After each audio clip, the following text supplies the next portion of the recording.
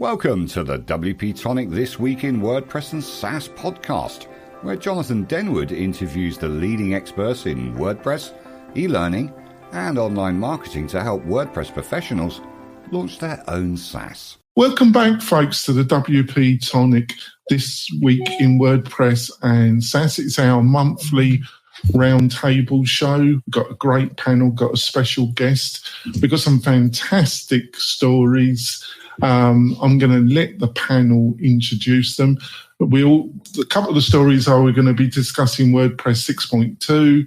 We're going to be discussing AI, what Reddit's attitude is to it. We're going to be discussing AI in WordPress. We've got some fantastic stories. I'm going to let the panel introduce themselves. First of all, our special guest, a friend of the show, we got Jonathan Wald back. So, Jonathan, would you like to introduce yourself to the audience? Thank you, Jonathan. Fantastic name. Jonathan Wold. I've been in WordPress about 18 years or so now, and having more fun than ever. How about that? Oh, there we go. Can't have enough fun, can you, Jonathan? I've got my friend Heather. Heather, would you like to introduce yourself to the audience? Yeah, hi. I am Heather Wild-Renzi. I am the CTO of The Difference Consulting, and I am also known as the Unicorn Whisperer and the author of Birth of a Unicorn, 6 Basic Steps to Success. I love the title, The Birth of the Unicorn. I just love it, Heather. I've got my friend Chris. Chris, would you like to introduce yourself? I'm Chris from Lifter LMS, a learning management system for WordPress, and I have a podcast for course creators and WordPress pros called LMS Cast. Yeah, it's a great podcast. I listen to it regularly.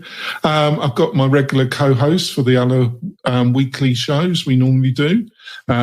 Kirk, would you like to introduce yourself to the audience? Yeah, thanks, Jonathan. My name is Kurt Van Onen. I own a small agency called Mañana No Mas. We focus largely on membership and learning websites. I've got my regular co-host for my other podcast, the Membership Machine Show, Spencer Forum. Spencer, would you like to introduce yourself?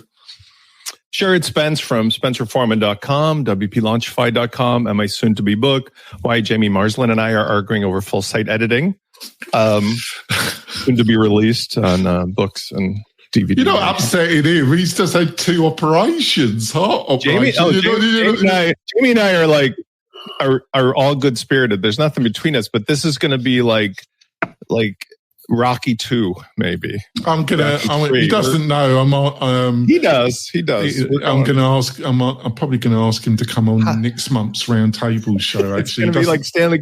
How I forgot about full site editing and learned to love classic or something. Yes. Stanley Kubrick sounding in the title. Oh, there we go. Before we go into the main meat and potatoes, I've got a couple of messages from our major sponsors. We'll be back in a few moments, folks. Are you looking for ways to make your content more engaging? Sensei LMS by Automatic is the original WordPress solution for creating and selling online courses. Sensei's new interactive blocks can be added to any WordPress page or post. For example, interactive videos let you pause videos and display quizzes, lead generation forms, surveys, and more. For a 20% off discount for the tribe, just use the code WP-Tonic, all one word, when checking out, and give Sensei a try today. Hi there, folks. It's Jonathan Denwood here, and I want to tell you about one of our great sponsors, and that's Zolo.com. If you've got a WordPress website, a membership website, and you're looking to link it with a great financial management package, Zolo can provide this solution. So all your bookkeeping needs are done through Zolo. If you need new inbox email functionality and you don't want to pay the high charges that Google will charge you, Zolo offers a great email inbox platform. They've got over 50 apps and services that all integrate fantastic with WordPress at great value levels, and they almost always offer a fully functioning free product as well. So it's just amazing value. Also, if you're a WordPress developer or agency owner, Zolo are looking for great partnerships in the WordPress space. to get all this information, all you have to do, folks, is just go over to Zolo.com and they have the products that you're looking for. Thank you so much, Zolo, for supporting WP-Tonic and the machine membership shows. It's much appreciated. We're coming back, folks. Just want to say that if you want to support the what I was going to say, folks, is we got a great list of special offers from the sponsors, plus a curated list of the best WordPress plugins that offer all the solutions for yourself and for your clients. You can get all these goodies by going over to WP-Tonic/deals. WP-Tonic/deals. So straight into it, panel. I start off with WordPress 6.2. I just want to give a quick outline why I chose this, and then get your response, panel. I thought it had some great features. It really seemed to move on the Gutenberg Express train, full site editing, other exciting features. But there were some other comments and views, YouTube videos. One came from the founder of Blog Vault and Mailcare, that there were some concerns that, what you built 6 months ago for a client, or that if they wanted to utilize this new functionality, you literally would have to build the landing page or a number of pages again for the client. And that was viewed as slightly problematic. So, Jonathan, what did you think of 6.2 and some of the response to it? I think a pretty good indicator for me personally is that when the update comes along, at least these days, I don't even think twice about just clicking the update button on live. So I don't really know all that much about what's in 6.2. When it came along, though, I was like, cool, whatever it is, bring it on. That's pretty odd. All right, then. All right. Spencer, what was your opinion of 6.2? A couple of things were well appreciated. If we stay out of the full site editing conversation for a moment, just on the actual interface, I really appreciate the direction things like the list view and the block inserter are going. I like the way that some of the graphics are slowly being more visually representative, like getting rid of the cogwheel in favor of the tab thing. So I have this last week tested with stone cold like neophytes, launching a site and showing them a demo of what it's like to take an existing site built with LaunchKit or whatever and opening up a page with the block editor. Immediate win. As soon as I take my truck and drive off the road and try to explain to them, but wait, there's this other thing that you got to go if you want to turn on that goes under the hood and edits the templates and all the rest of the stuff. Blank stare. So I am going to reference this whole thing by saying, can we please draw a line in the sand? The battle lines are there. Everything about where we're finally at with Gutenberg, as Sally predicted years ago, we have finally achieved nirvana. Classic theme, a stack like Cadence blocks plus the block editor. Everybody wins. If they keep going down this, let's confuse it with editing with block editor, I don't know what's going to happen, but I'm not going to stick for that. I'm going to take everybody in my audience and just say, put on the blinders and go the other direction. Because I love where it's going. I love where the main parts of Gutenberg are going. We don't need the full site editing metaphor. Yeah, that I for once, well, most of the time, I do agree with you. That in 17 years, no, I mostly agree with a lot of things. It's just the last 20% that I am. So, Kurt, what was your thoughts? Because I do agree with Spencer there. It's the full site editing part. I'm not too sure about. What's your own feelings? Overall, with the 6.2 release, I got a little spoiled because I was able to use Lifter's new SkyPilot theme at the same time. And so I had a theme that was built for full site editing and for that environment. And I was really, really thrilled with the experience overall. One of the things that there's two things. So one, when I'm working in 6.2 or the block editor, I don't like the idea that when I'm editing a page, I'm not really seeing what I'm going to get. Like I'm seeing a reasonable representation of what I might see, but you constantly have to look at that preview screen to see what's actually happening. Whereas in Elementor, I have a much better idea of what I'm building as I build it. However, when I'm making long form content, I get that distraction-free edit, that distraction-free writing area, which to me is that's win-win-win all around. If you're someone that makes a lot of content, it's so much better to write in a distraction-free area rather than just a little cube on the left side of your screen. Right. Yeah, I think that was a good summary of the goods and the bad, really. So, Chris, like I say, I think it's a big improvement. I'm not totally sure about full site editing because I just felt they needed to clean up, concentrate and focus on cleaning up some interface problems, which they are doing, Chris. The other thing is compatibility, like what has been pointed out. Do you think, it doesn't break anything, but if you want to utilize if you had built something 6 months ago or 3 months ago, and then you wanted to utilize some of the key functionality that's in 6.2, you would have had to rebuild the thing to utilize it. Do you see that's a problem, or is that just, you just got to accept you're on the train, basically?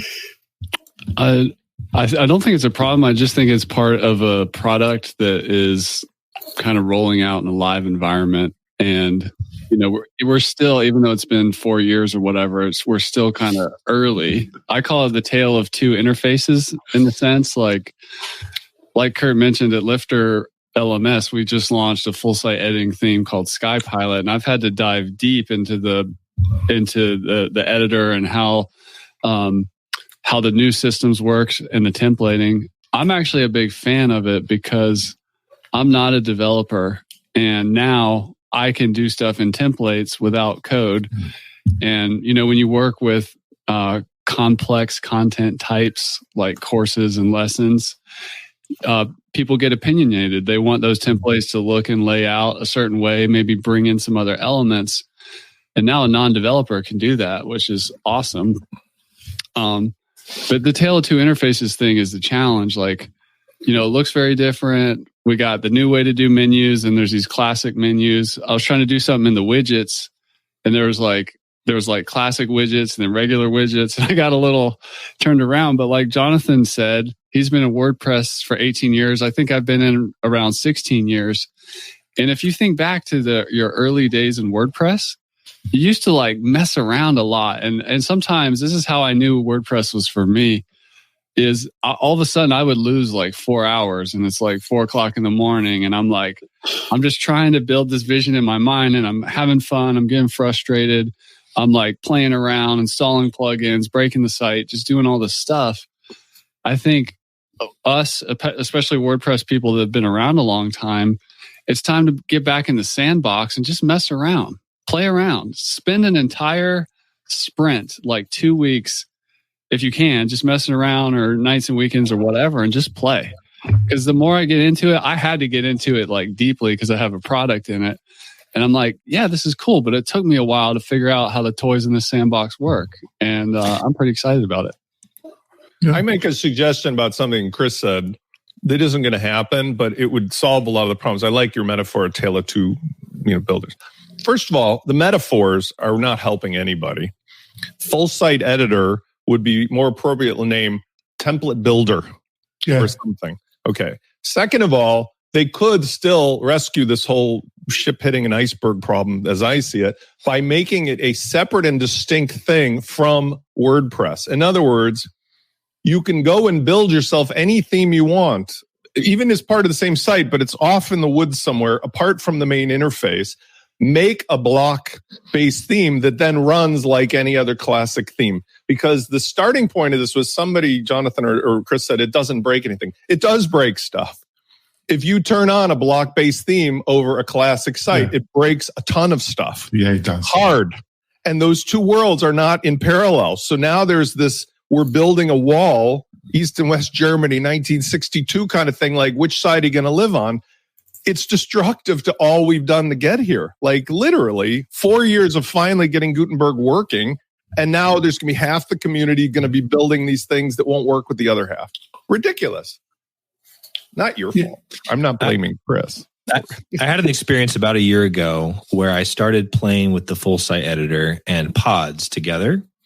And that took me back, Chris, to what I remember experiencing like a decade prior of like that magic of like, ooh, I was playing with the loop. I was like taking a concept that I created here, some extra fields. And what I was looking at is how far could I go without writing code? And I was like, I really enjoy this. I found a lot of edges pretty quickly. Things that like, okay, this doesn't make sense to me. I don't know how to figure this out, like even with my background. But then eventually I got there. And as I'm looking at 6.2 and just the level of polish, I acknowledge the challenges that you're describing, Spence. It's like, yeah, we haven't quite got the execution there. And maybe it's like we're not speaking to the right audience, right? But there's something about the joy. A part of what I'm thinking about is the next generation too. Like what it's going to be like for our kids to come in here and play with this stuff. And yeah, we haven't got it there yet, but I do see these more and more pieces of magic of where we're going with the trajectory. The problem that I am suggesting is I'm on board with the creativity and let's do new stuff. I mean, I'm talking to my own clients about things that aren't really headless, but using WordPress as an engine and something else on the front end with links. Yeah. The problem is we're in the car driving and all of a sudden somebody just decided there's 2 steering wheels, 2 sets of brake pedals, 2 gas pedals in the car while you're driving, while we were already remodeling the original set of controls. And I'm like, what is wrong with the people who are making this decision? Do that elsewhere.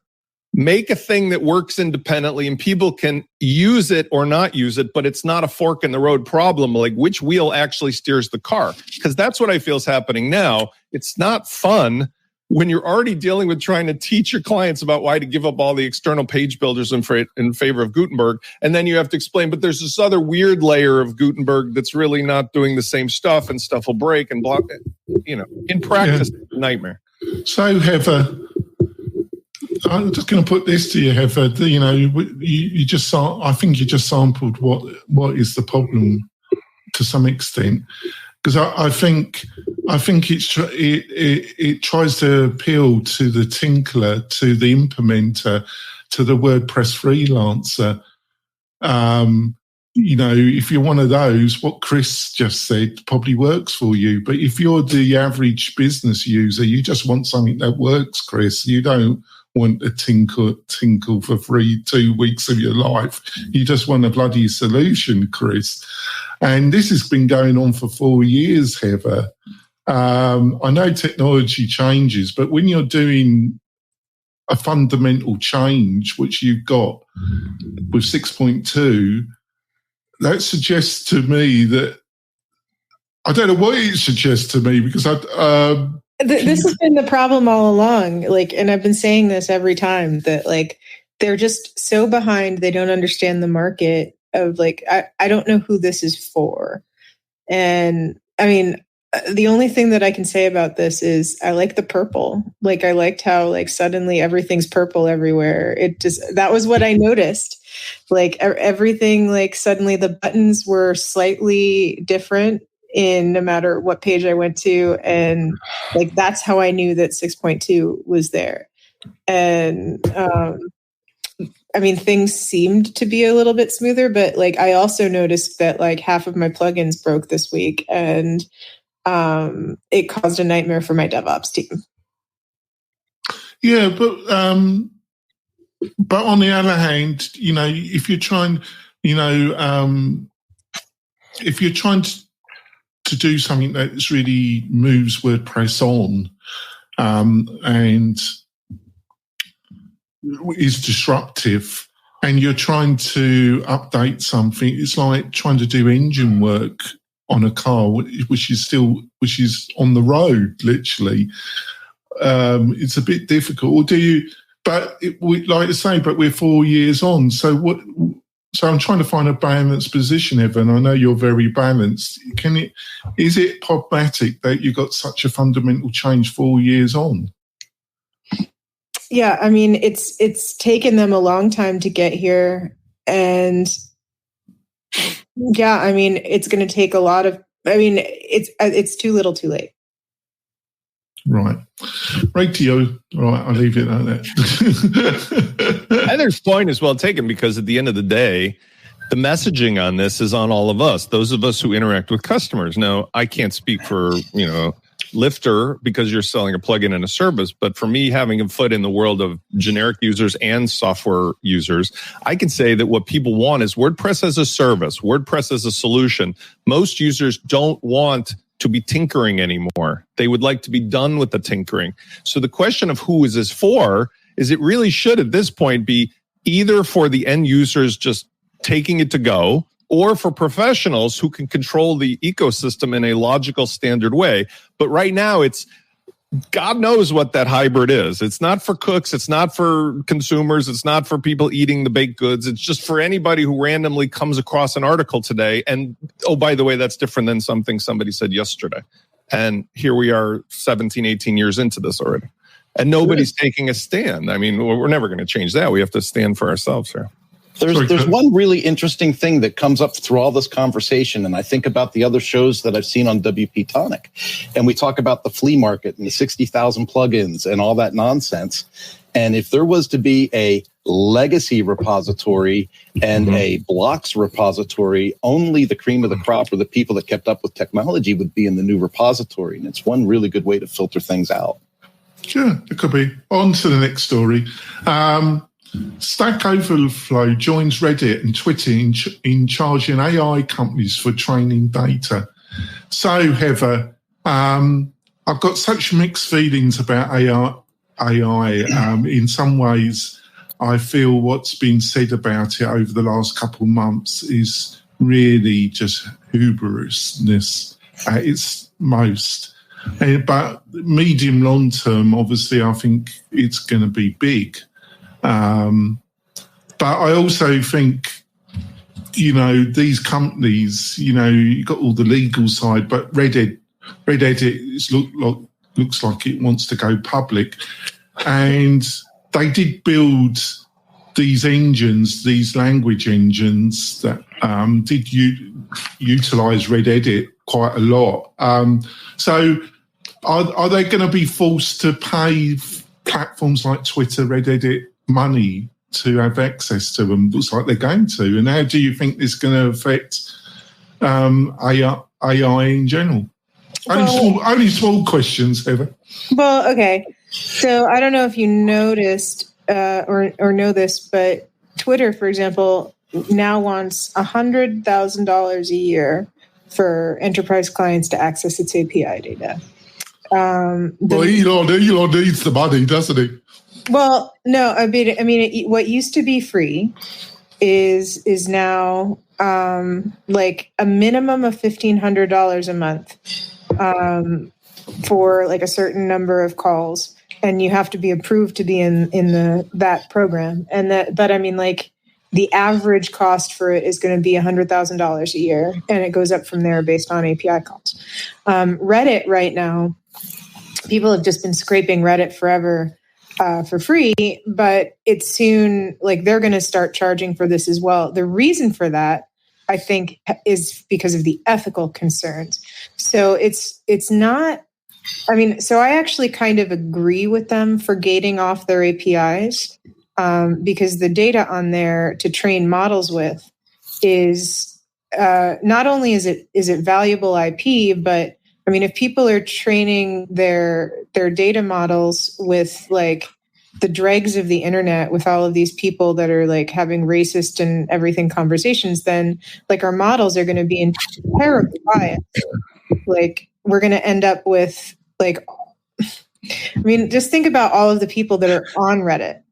I mean, it's and like I'd rather not, Heather. Well, no, but that's exactly it. Like, so all of these large language models are then being trained by like incels and people like that. So like, so all of our AI are going to be more biased than the people that we had before. So yeah, I mean, if we want to avoid the Terminator scenario, like then we need to gate off these APIs. Right. So, Jonathan, isn't this just an example of what Google and most of the major tech platforms, aren't they kind of vultures, really? Didn't Google just scrape content off news sites and other people's websites, and the newspapers and the main didn't have the sense to come together and go to Google and say, as a united front? And the reason why they didn't do that is that they despised one another more than they despised Google. And isn't this AI, aren't they just... It's not really intelligent, is it? It is something new, but it's not intelligence. It's just a language.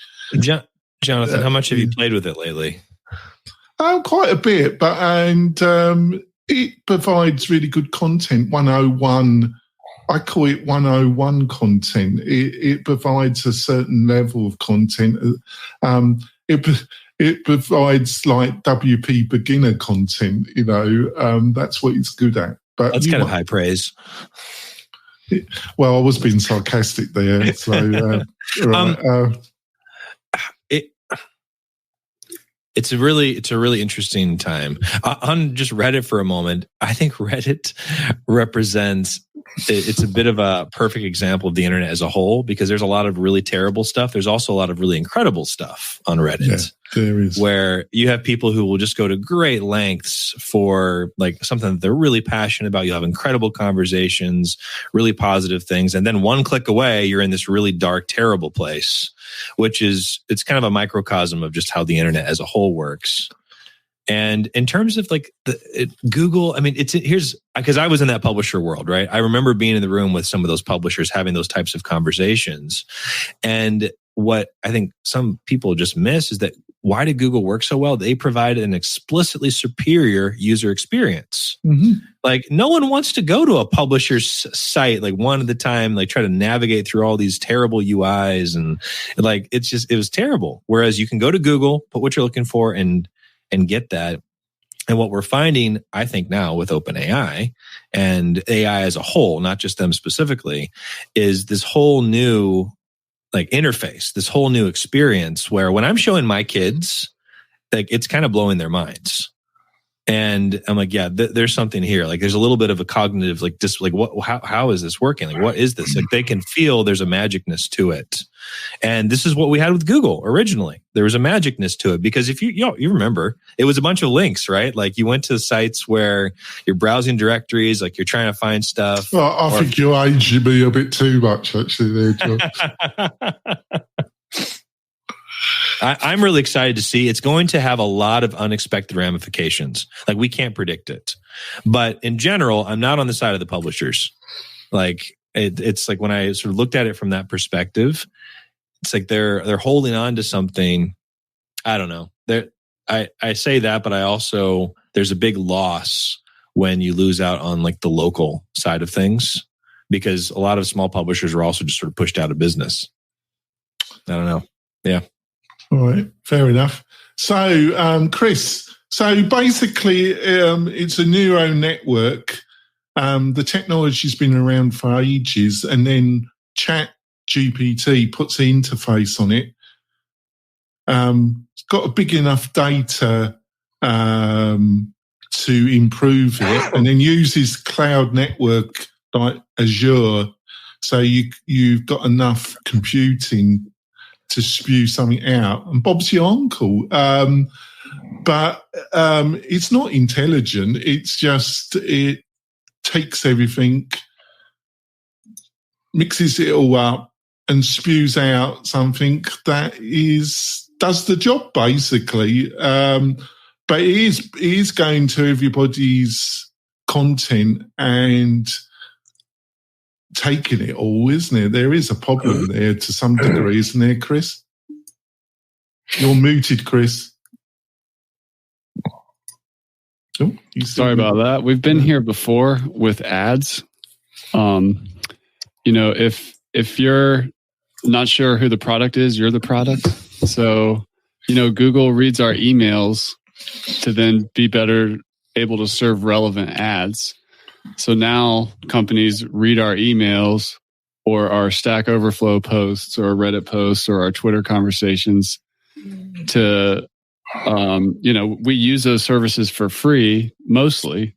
Maybe you paid for the check mark, maybe you didn't, but you're entering a contract. It's in the fine print when you sign up for those services. So you do get a lot of value for free, but in exchange, you're making your data available. And to make the case for making your stuff publicly available, if you look at healthcare, I'm actually really excited about all the healthcare data into an AI doctor so that it can predict things well in advance with more accuracy than a human. It's super exciting. But you know what we have to give up? A little bit of privacy over our healthcare data. And so there's different angles, that we definitely need to be careful with privacy, careful with ethics, careful with like. I'm gonna be. I feel guilty being horrible to you because you've been such a good friend. But I'm gonna be nasty to you again. It's not me. It's just let's have a meritocracy of ideas here. The idea of American medical corporations having more knowledge about my data doesn't fill me with great joy, Chris. I saw a tweet the other day that made me think, which was that in 5 years from now, it might be considered medical malpractice to not have an AI doctor involved in the visit or whatever, because it becomes a human right to have, that level of processing of whatever the healthcare situation is. I mean, think about that. Yeah, all right, fair enough. You're not sending it to me. Sorry, Chris. So Spencer, I think it's going to be great times for lawyers, isn't it? There's going to be, if you're a trade lawyer, AP, you're going to be really busy the next few years. There's going to be a lot of suing going on, isn't it? Well, I mean, one can look at this from two ways to solve the problem. The first reason there's a problem, besides it being so powerful and so exponentially growing, is based upon how efficient it is taking this enormous amount of data that exists previously that was open, relatively speaking, and scraping it and delivering it. Because what that's doing is disrupting the business model that all these corporations have relied upon to date. Then once you just set that aside as an understanding, I mean, let's use gasoline as a metaphor, right? For 100 and something years, we've lived off a petrol-based economy, but now there's new technologies that threaten to overtake it. The economy of those entities is not going to go away anytime soon because they're not going to give it up without, prying it from their clenched fist. But when you look at the actual benefits to society, I think the answer to this, if we make it through this transition, is going to be from, as Chris alluded to or someone else alluded to, when you have a different model where the data is not being archived and siloed and sold, but instead the data is reasonably available but yet protected in some way that you could look across 10,000 patients and come up with a pattern of how to cure this disease for everybody, then we can move to the next level. So, like, again, the metaphor of gasoline and electric vehicles. It's hard. And maybe there's lots of arguments from people with big trucks and so forth. But at the end of the day, it's hard to deny that like spitting out fumes from gas cars is not, and engines and airplanes is not going to get us where we need to be. So we need to decide where as a society, as a civilization, we want to prioritize stuff. And I've used AI extensively since it's come out. I've been paying for it. And I found it to be incredible in the sense of just upending the metaphor. It's like the old shipbuilder's parable. The shipbuilder charges the $10,000 for knowing where to tap the hammer, okay? Like just being able to go right to, I need a solution because I know what to ask of the question is the secret to success in AI. It's not going to turn you into developer or coder because you don't know the fundamentals. But if you knew the fundamentals and you had to go through all this effort, now you could just tap a hammer, ding, and get there. And even crazy stuff, I have a mechanic who works on one of my cars who's a really clever guy. He's like me. And I just put a question. I said, pretend you're an expert mechanic in this and that and the other. And here's the problem. And it just spit out like a logical checklist of stuff to go over. And I'm saying that kind of stuff took forever of browsing around Google ads to get to before. Yeah, I see we're coming on. So, Kurt, there was this, the rapper Son entrepreneur Drake, somebody used AI to produce a song, and it seemed it was on Twitter, and everybody sounded like Drake. And then he's a record company kind of tapped on YouTube and Twitter and say, take that down, that's copyright infringement 101, they had to take it down. So how do you think this is all going to pan out? I have no idea how it's going to pan out, Jonathan. That's the fun part about being alive right now, is that we really don't know what's going to happen. But I do see, and kind of my fundamental things with AI, I see from two different standpoints. One is, we're all excited about AI because it's new and it's fancy, but people were excited about calculators, adding machines, and PCs when they came out too. And eventually it just becomes a tool. And I keep referring to AI as a great tool. But like any craftsman, you have to become good at using that tool. To me, I look at the inspiration for making original content, and there's a quote in that article that says, unless we all continue contributing knowledge back to a shared public platform, we risk a world in which knowledge is centralized inside the black box of AI models that requires users to pay in order to access their services. And that's kind of encapsulates my whole fear of AI, is that the reason that I'm going to make a financial investment and time and labor to write an original informative piece is because I'm going to get a byline, or I'm going to get exposed in someone's publication, journal, site, whatever. And then AI comes along, scrapes my content, and gives it out to people for free with no credit. And that takes away the motivation for people to generate new original content. And if AI becomes just a spiral of recycled stuff, it takes away our inspiration, motivation to grow further. Yeah, I thought that was an excellent point you made there, Kirk. I mean, it's such a mixed bag. It's going to be interesting. Great tool. So a related story. WordPress AI generates content blocks, part 2. This is from humanmade.com. They've been a well-respected WordPress agency for a long time. So, Jonathan, what did you make of this article, and how do you think AI is going to affect the, WordPress Gutenberg and blocks in general, Jonathan? I'm a big fan of Human Made. Been so for a long time. I like what they've been doing with this. I had a chance to spend some time with Noel at WordCamp Asia, and he was showing me some of this stuff coming. And I feel like we haven't. My own personal take right now is that we're close to some killer applications for this in WordPress.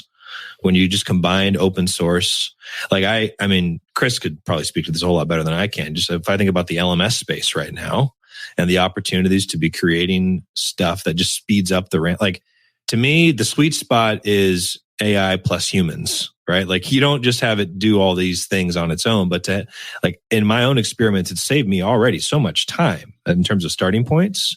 So my overall feeling is that we're getting closer and closer to some killer applications where suddenly it's like, what was this like before? Like, how would you not use these things together to get a site up and running? We don't have that yet. And to Spencer's like opening, when we're talking about 6.2, one of the challenges we have in WordPress generally is that we're trying to build stuff in core like for the masses, and you end up I think you can end up missing the mark for quite a few folks. What it comes down to, though, is who's going to build the applications that bring these pieces together, and those are going to feel like magic.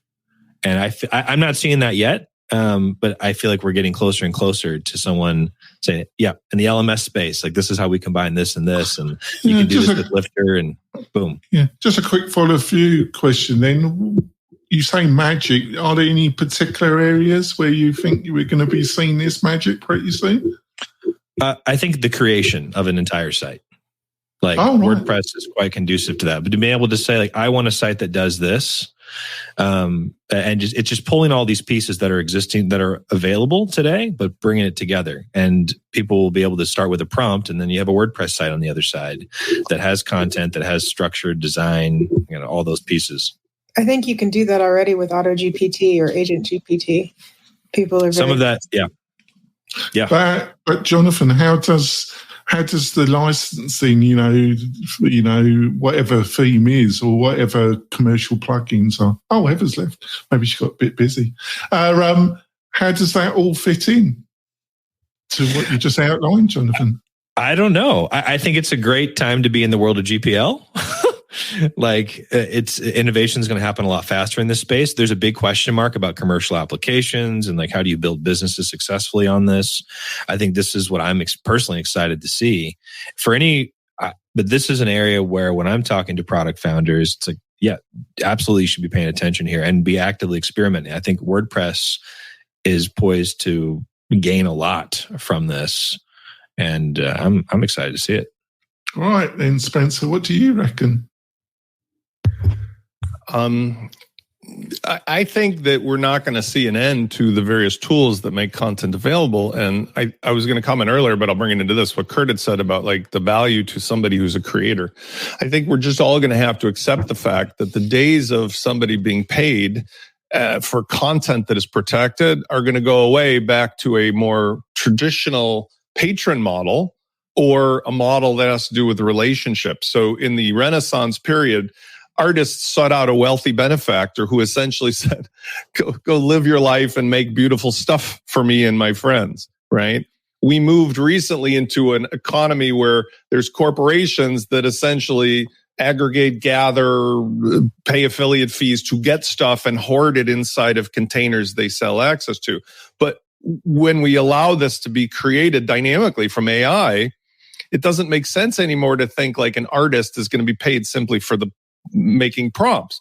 What will happen is for people to be implementers, intermediaries. Like, I have an eye for art. I have a skill for understanding what this tool can do, and I will be the intermediary on behalf of you, but I need a benefactor. I need something else.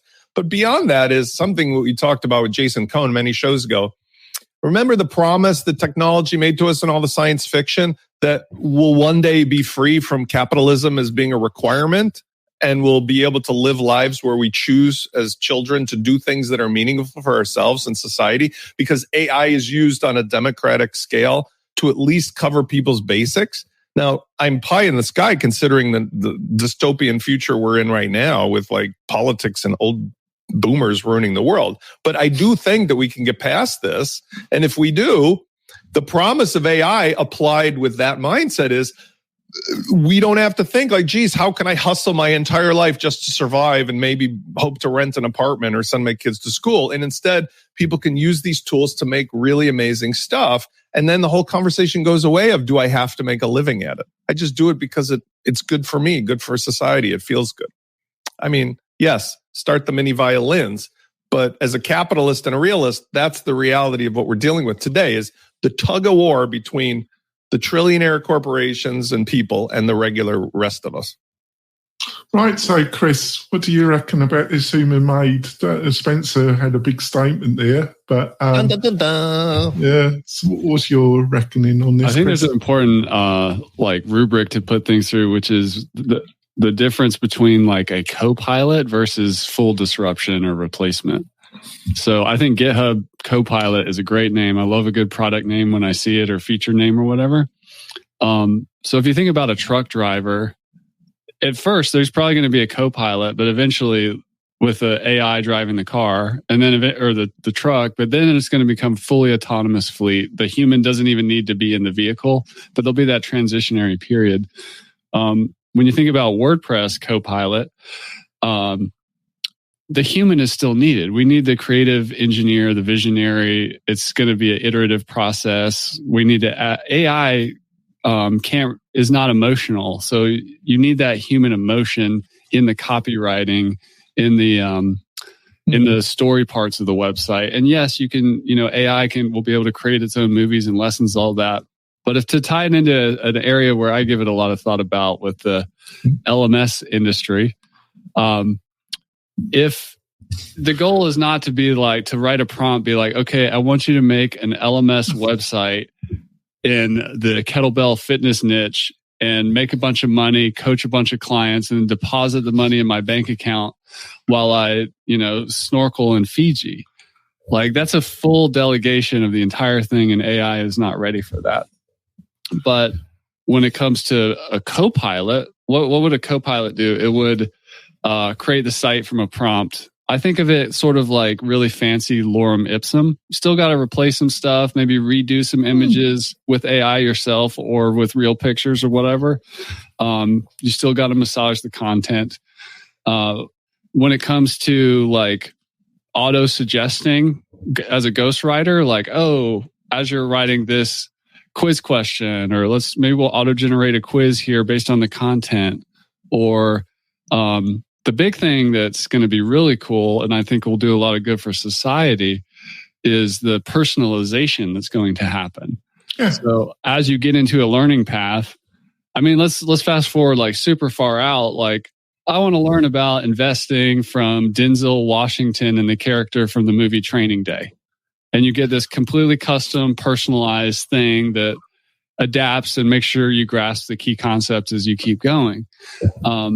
In the same way that we're like dramatically personalizing our images and our text outputs, and eventually movies, entertainment, video games, it'll become so personalized that when we were kids, we had 3 channels approximately or whatever. And now there's like 100, and then YouTube, there's like 1 million channels or whatever.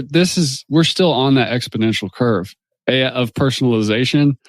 The personalization and the learning opportunity there is super exciting, particularly around kids and adults that fall through the cracks of the education system. To be able to have more personalized education is going to be massive, but AI is going to play a big part of that. But do you, just to finish off, Chris, do you really see in the next year that fundamentally you're going to see a lot of disruption in the WordPress space based on AI technology? 100%. Or I'll say 99%, because of how fast things are moving.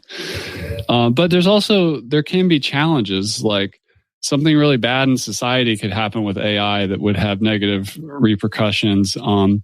There could be legal things that pop up around content or whatever, but like Spencer mentioned, it's a good time for the GPL. So all this like open source free stuff that we've been contributing to the free open web, and then AI can, work with that, where we've already done so much work in the past that I think we are going to see a lot of change, because the raw materials are here. People are figuring out how to drive it. Big companies are competing with the large language models and figuring all that stuff out. There's just going to be a period of rapid innovation, a renaissance, and particularly here in WordPress, I do see that happening. All right, I'm going to go for our break, folks.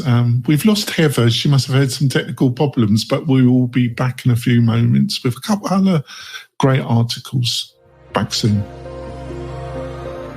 Hey, it's Spence from launchflows.com. If you've been looking for a fast and easy way to create powerful sales funnels on WordPress, then look no further than LaunchFlows. In just minutes, you can easily create instant registration, upsells, downsells, order bumps, one-click checkouts, one-time offers, custom thank you pages, and best of all, no coding is required. For as little as $50 per year, you can own and control your entire sales funnel machine with LaunchFlows. Get your copy today.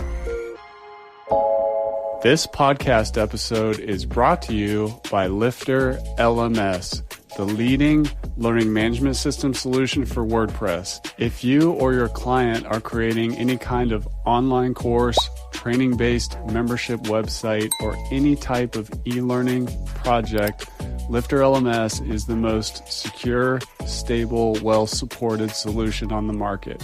Go to lifterlms.com and save 20% at checkout with coupon code podcast20. That's podcast20. Enjoy the rest of your show.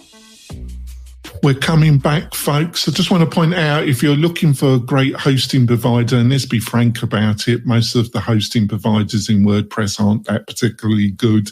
If you've got a big learning management project, membership, community website, and you're looking for a great partner, have a look at WP-Tonic. We love you. We've got 15 years experience. We specialize in membership and Buddy Boss websites. go over, and you can find out more what we've got to offer to the WordPress community by going over to WP-Tonic/partners, WP-Tonic/partners, and let's have a discussion. So back into it, folks. Well, this is an interesting one. It's a shame that Heather had to leave us. So startup founder Charlie Javice accused of tricking JPMorgan, charged with 175 million fraud. So Spencer, obviously she is innocent until found guilty, so we've got to point that out. But on the other hand, it doesn't look too good for her, in my opinion. What's your own feelings? And if she is found guilty, and that's not guaranteed, how the hell did she manage to pull it off with JPMorgan? I mean, I would break out a couple points on this. It's unfortunate that Heather isn't here suddenly. Yes, It'd be appropriate for her to respond to this. But number one, I can draw in the parallels between Elizabeth Holmes right now, got sentenced hard, versus the other male counterparts in the past who've done these frauds. And she had, whether you argue it was intentional or not, she has young children that she created while she was in the process of this whole litigation. So they didn't seem to use that as extenuating circumstances to throw the book at her. But at the same time, let's not forget, like, JPMorgan has perpetuated fraud on the American public for over a century. And even when caught red-handed, no penalties are allocated out, i.e., let's just look back to the mortgage crisis of 2008 to 10 or whatever. So this is like a prime example for anybody who has not been aware of what's going on around them. The rules do not apply equally to humans versus corporations, and they don't apply equally to genders or to races or colors or anything else. And we are seeing this played out right now. I mean, you can look to politics as well. She was very clever in understanding the mechanics of how a corporation worked. And we see lots of examples of this all over the place. Some of them are remarkable. That's why I think it's always funny, like when we're having password protection forced upon us. The greatest thieves of all time are on YouTube explaining how I created a cocaine cartel. And it was like becoming friends with the secretary or the receptionist who had the sticky note on the side of her computer that had the passwords to the safe. I mean, it's just human engineering stuff. But the way the litigation is playing out is tragically, it's a, I don't know what the word is, but it's like playing out exactly as the movie would have been written. Like, it's ironic at best, because if she was a powerful white male, this would not be happening in the same way, as per lots of cases that are in the news these days. I don't totally agree with that, but I see where you're coming from. Well, I mean, they're not going to let her off the hook. It's JPMorgan. That all the right people they're friends with and do business with them. So they're going to put her away, and that's that. Like, she took a big chance with who she stole the money from. Well, they did, allegedly. Sorry. Allegedly, we got to say that. But allegedly, she did go to a data scientist and ask him, and I think he made $17,000 to make a list with all the data. She disputes that. So, we must be. I mean, the allegations that are really different here is Elizabeth Holmes' case had to do with whether or not the actual technology existed and worked. Here, the main claim is most of the people on the startup's list of users were fake. Okay. Yeah. You hire a data scientist to make up fake users, allegedly. That doesn't bode well for the fact that you're selling users, right? It seems a bit iffy to me. But so, Chris, the other interesting aspect to this, we've had, Spencer's brought up the Blessed Elizabeth, and I've made it very clear my feelings about the Blessed Elizabeth. But where I disagree with Spencer, the aspect that really interested me, Chris, is that we've had quite a few of these. We've had a major incident in the crypto space. But when you look at these founders and controlling agents, their background, they have similarities. They come from privileged, semi-upper middle class, rich backgrounds. They all seem to have gone to the most MIT or Princeton. They've gone to the most prestige private education and then the most Ivy League education establishments. Yet they seem totally immoral and crooked to their core, with no moral compass of any sort. Whatever goes, though. What's your response to what I've just outlined, or does that interest you in any shape or form? I mean, I do have a background in social science and stuff like that, but I don't really have the data and the histories on like all the criminals of this type to shape that kind of stereotype. But I would say that, greed, criminal behavior, deviance. One of my favorite college classes is called social deviance. It happens in all levels of society. Everybody on this call has engaged in it in some way. But greed is greed. And there's also a percentage of the population that's psychopathic or whatever. So it's that exists. Mental health, mental illness exists. Greed exists. Selfishness exists. Narcissism exists.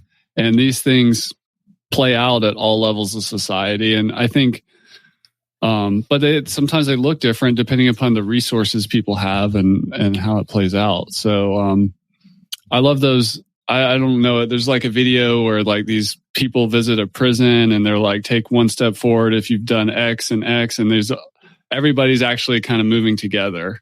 But yet this one group is here more in prison or whatever. So it's just, I think it's more just a human nature. And but greed, when money becomes an addiction and an obsession, it takes over people. We just see those stories. It's like an evergreen story as part of the human story.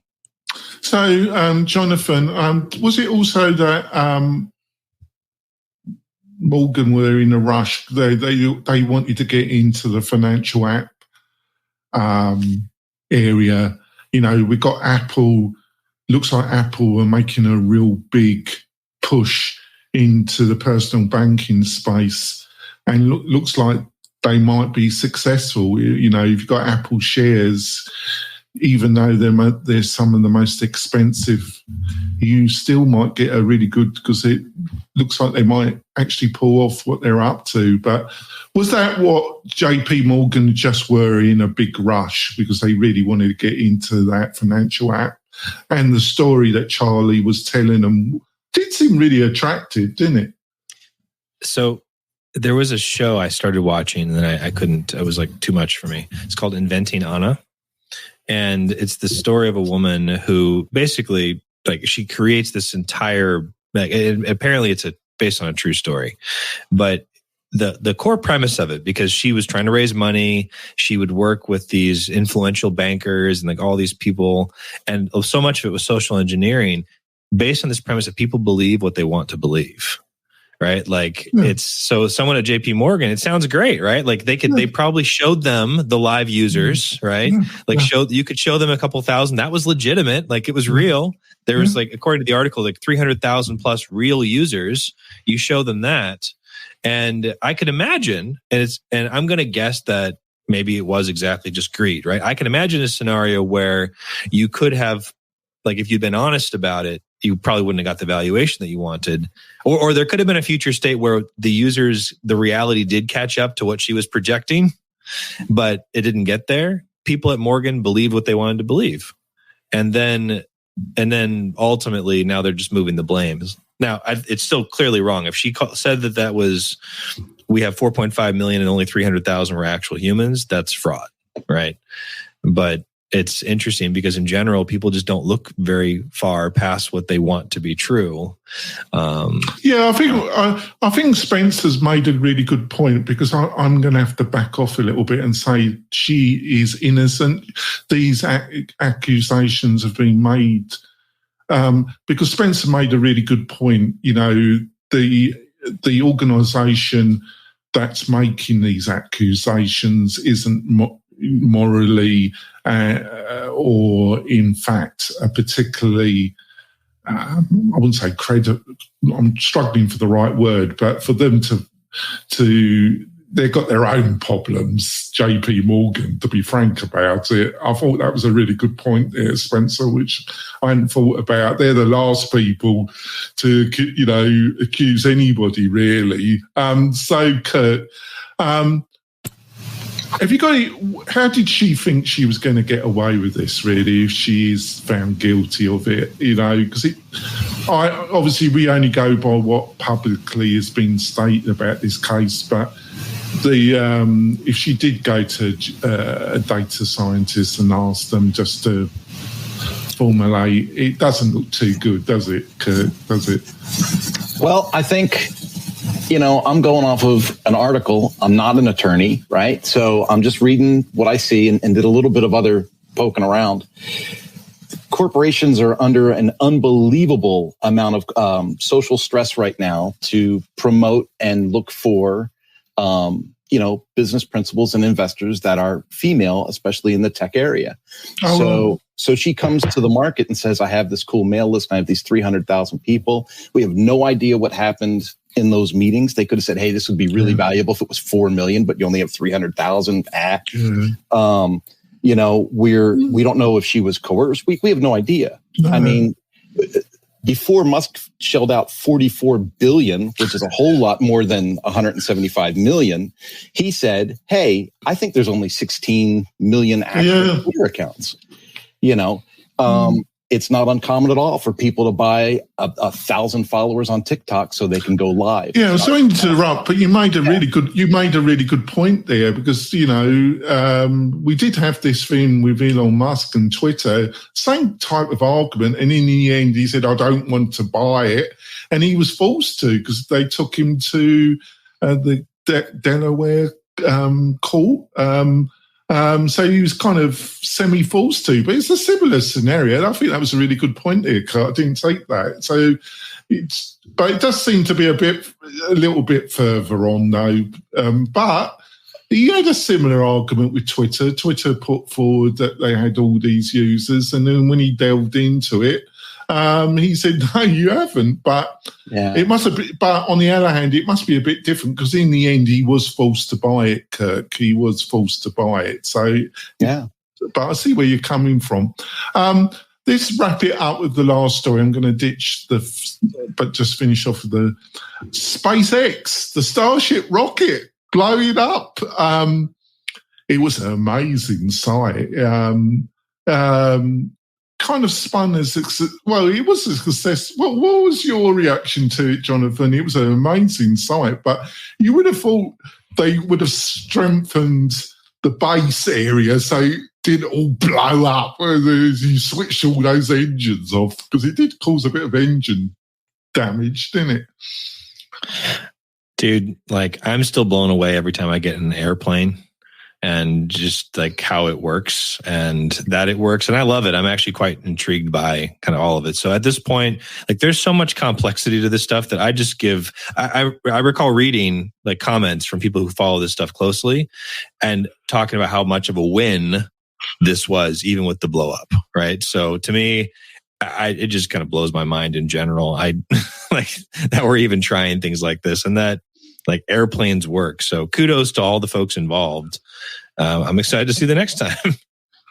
Yeah, so Spencer, I just presume that Elon wants, because seemingly you can put 100 people into the spaceship. I suppose that's enough room for all his girlfriends, wives and children that he's had, so they can all go to Mars. I suppose that's the main principles, isn't it? The success or failure of this particular one was, this is the largest object ever attempted to be lifted off the planet with rocket motors. But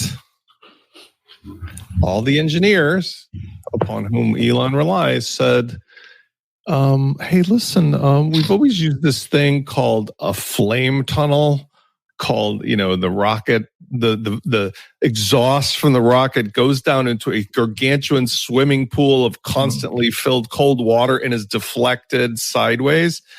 And it'd be really neat, since this is bigger than the Saturn V rockets, that we did the same thing. And Elon's, no.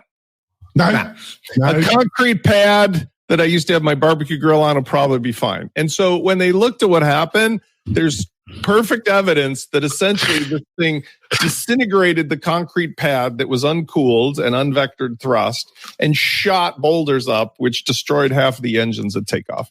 So the next time when they rebuild it, I think they'll be successful, which is really incredible considering that the thing worked. He just blew up its engines on takeoff because they didn't bother to put in the... Well, it's a kind of semi-nuclear explosion. I don't know the precise forces. Well, but what happens is you got, instead of the giant F-1 rockets, like 5 of them, they have lots of smaller, powerful ones. I know the name, they've been reusing them. But if a certain number of them go out, the rocket is doing this, and it self-destructs, or they hit the self-destruct, So, Chris, what did you think of it? It was amazing in a way, but I think this has been the topic of this show, really, Chris. It's a lot of grey in these discussions, isn't it? For obvious reasons. So it was a success in one way, but if what Spencer's outlined, it kind of meets into the kind of culture of SpaceX, doesn't it? Oh, we're not going to build these channels. We're just going to have a concrete, and it blows up half the engines. It's all kind of linked, isn't it, Chris? Culture and outcome, really, isn't it? Well, I think if it takes 4+ years to really get Gutenberg built in WordPress, I think we can cut Elon a little slack on getting to Mars. And part of trying something new is failure. This is just very cinematic. Oh, you've been unfair there. Building a block editor in WordPress is much more complicated than going to Mars. Come off it. I'm not a rocket scientist. Especially, so dealing with the WordPress community, most of them need to be expelled to Reddit. To say that they're trolls at their core is the understatement of the century. So there's a certain part of the WordPress community, I think they just spend all their time on Twitter. You need to actually do some work, people, not spend all your days on Twitter, mate. So Kirk, what did you reckon about this explosion? I'm supposed to follow Mr. Badgett and his quick wit with that one, right? I look at the funding and I look at, hey, what did NASA do? It wasn't that long ago that, I was working at wall-to-wall sound and video, and we were all watching the Challenger take off and it blow up on takeoff, things happen. And, he's made the investment, and his budget substantially less than what our taxpayers spent with NASA. And so it's like, hey, let's see how far he can go. But he does take these like large leaps, and then he's like happy about the failure, right? Hey, we learned from it. And it's like, well, it was a day away from Twitter, so he was just probably happy to get away from that Twitter crowd. So that's my opinion. Well, panel, shame we lost Heather, but I think she had technical problems. I think it's been a great discussion. Listeners and viewers, support the show. Go to the WP-Tonic YouTube channel, subscribe to it, and also tell people about the podcast in general. Our figures are going up. You seem to like the content. It's great. And my last statement, folks, is it's really easy to become a hater. What you got to try is become a lover. That is the story, especially for the WordPress community. Be more loving, not such haters. We will be back next week with our normal interview show, and next month, the last Thursday, with our roundtable show. We'll see you soon, folks. Bye. Hey, thanks for listening. We really do appreciate it. Why not visit the Mastermind Facebook group? And also, to keep up with the latest news, click wp-tonic.com/newsletter. We'll see you next time.